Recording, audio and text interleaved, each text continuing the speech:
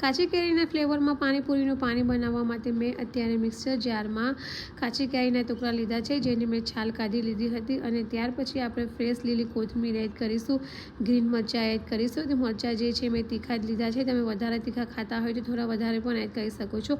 ત્યાર પછી આપણે તેમાં થોડો નાનો આદુનો ટુકડો એડ કરીશું અને ત્યાર પછી 4 થી 5 આઈસ ક્યુબ એડ કરીશું. તો પાણી ઉમેરવાનું નથી, આપણે આઈસ ક્યુબ જ એડ કરવાની છે. અને આ રીતે આપણી જે બધી વસ્તુ છે તે ક્રશ થઈને રેડી થઈ ગઈ છે. અને હવે આપણે એને એક બાઉલમાં બહાર કાઢી લઈશું અને ત્યાર પછી ઉપરથી હવે આપણે થોડું પાણી એડ કરીશું. અને આ રીતે આપણું જે પાણી છે એ એકદમ સરસ બની ગયું છે. અને ત્યાર પછી હવે આપણે થોડા મસાલા એડ કરીશું, જેમાં થોડો આમચૂર પાવડર એડ કરીશું, થોડો ચાટ મસાલો એડ કરીશું, થોડું સંચર પાવડર એડ કરીશું, થોડું સોલ્ટ એડ કરીશું. અને ત્યાર પછી હવે આપણે તેમાં થોડો લીંબુનો રસ એડ કરીશું, જેથી પાણી છે એ થોડો ખાટો મીઠો સ્વાદ આપશે. અને ત્યાર પછી આપણું જે પાણી છે એ રેડી થઈ ગયું છે. અને હવે ઉપરથી આપણે રેડ ચીલી ફ્લેક્સ એડ કરીશું. તો પાણીપુરીનું પાણી રેડી થઈ ગયું છે. અને હવે આપણે બટેટાનો માવો બનાવીશું. તો એના માટે અત્યારે એક પ્લેટમાં અમે બોઇલ કરેલા પોટેટો લીધા છે, જેને આપણે આ રીતે હાથની મદદથી જ મેશ કરી લઈશું. ત્યાર પછી અહીંયા મેં જે બાફેલા ચણા આવે છે તે લીધા છે.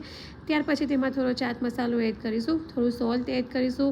અને ત્યાર પછી હવે લીલા મરચાંની પેસ્ટ એડ કરીશું. અને ત્યાર પછી હવે લાલ મરચાંની પેસ્ટ એડ કરીશું. અને બધી વસ્તુને મિક્સ કરી લઈશું. તો આપણું જે પાણીપુરીનું પાણી છે એ પણ રેડી છે અને પાણીપુરીના માવો પણ રેડી છે.